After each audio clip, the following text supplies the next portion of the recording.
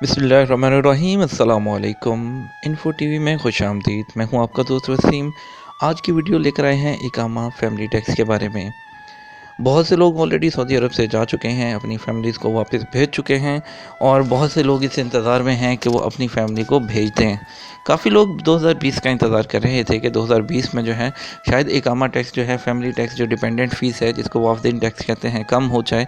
काफ़ी दफ़ा उम्मीद दिलाई गई, काफ़ी वीडियोज़ आई, काफ़ी उसके अलावा न्यूज़ आई। उसके बाद अभी जो रिसेंट अपडेट आई है उसके बारे में आपको जो है बताने वाले हैं। जल्दी से वीडियो को लाइक कर दो, लाइक करने से कुछ नहीं जाएगा, हमारा हौसला बढ़ जाएगा। जल्दी से वीडियो को लाइक कर दो, वीडियो को शेयर कर दो। अगर नए हो तो सब्सक्राइब भी कर लो, साथ में बेल आइकन प्रेस कर लो ताकि हमारी जितनी भी सऊदी अरेबिया की लेटेस्ट अपडेटेड वीडियोज़ हैं वो आप तक पहुंच जाए। दोस्तों, जैसा कि आप सब जानते हैं कि रिसेंटली जो है रियाद में इकनॉमिक फोरम हुआ। वहाँ पर जो है तमाम वुज़रा ने जो है वो मीटिंग की और उसमें जो है वो उसका निचोड़ मीटिंग का ये निकला था कि उन्होंने ख़ादम हरमैन शरीफैन को जो है एक एप्लीकेशन लिखी कि जितने भी जो है वो यहाँ पर गैर मुल्कियों पर टैक्सेस हैं उसमें कमी की जाए और इसके अलावा जो फैमिली टैक्स है उसको भी ख़त्म किया जाए ताकि जो गैर मुल्की हैं वो हमारे जो हैं वो, आप सब जानते हैं कि वो इस मुल्क की तरक्की में उनका एक अहम रोल है और हम चाहते हैं कि वो सऊदी अरब की खुशहाली में मज़ीद किरदार अदा करें।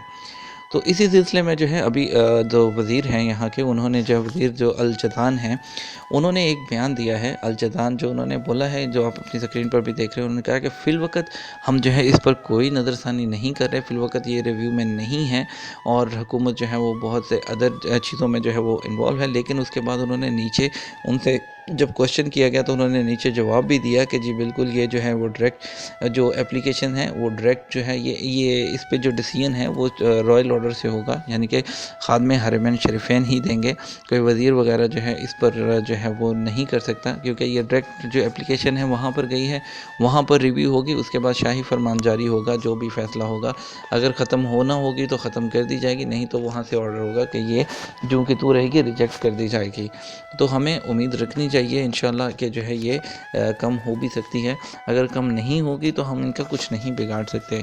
और इसमें जो है उन्होंने फ़िलवक़्त तो उस सवाल के जवाब में बोला था कि फ़िलवक़्त कोई नज़रसानी नहीं हो रही, लेकिन उन्होंने नीचे ही इसी खबर के अगर आप देखें तो उन्होंने जवाब दे दिया था कि ये जो है एप्लीकेशन जो है वो डायरेक्टली ख़ादम हरमैन शरीफैन तक पहुंच चुकी है।